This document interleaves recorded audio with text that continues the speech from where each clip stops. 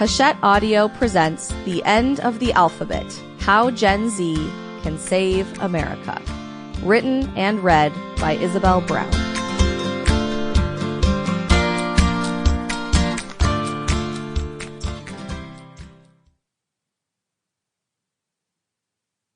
To young punk rock patriots in every chapter of history, may our fight never cease to bring hope to the future. Forward.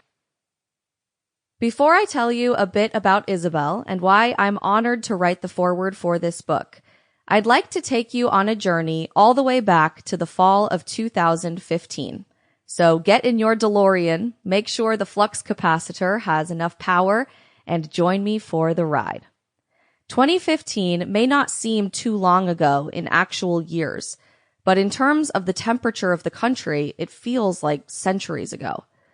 It was a time before the Trump presidency, before COVID, before Black Lives Matter, and even before TikTok.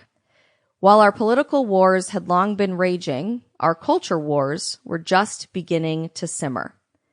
In the fall of that year, I relaunched the Rubin Report after several years of being on the lefty YouTube Young Turks network. I was on the verge of my own personal political evolution, and the world was on the verge of a total media revolution.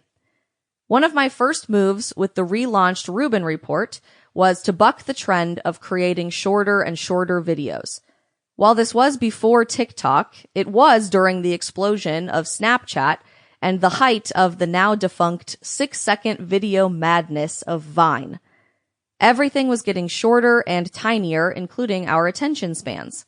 While I enjoyed a lot of the content as much as the next guy, something felt really off to me. We were all wasting our time with these little bites, as funny or as clever as they were. So instead of going for short videos with the updated Rubin Report, I decided to do hour-long, unedited interviews with no agenda other than good conversation.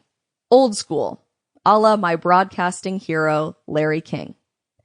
I really had no idea if going bigger at the time, when everyone else was going smaller, was going to work. But after my first show, an in-depth sit-down with neuroscientist and author Sam Harris, I felt I was really on to something. Amazingly enough, the audience agreed, and our YouTube numbers began to explode. Week after week, I interviewed interesting people across the cultural and political spectrum. Sample complete. Ready to continue?